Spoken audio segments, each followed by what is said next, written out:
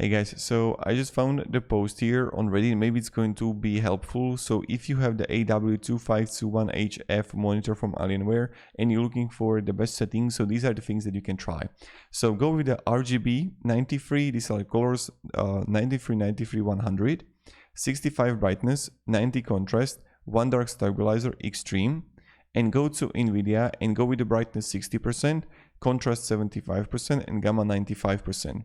Now, what is the important thing to say is that what I encourage you to do is that you can also increase the, do also another thing. Go with the brightness about 85 to 90 and contrast to maybe like 80.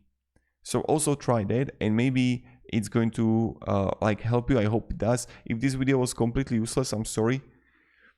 But I'm trying to always like find for you the quick guides, quick ways on how you can fix the issue or how you can improve the thing.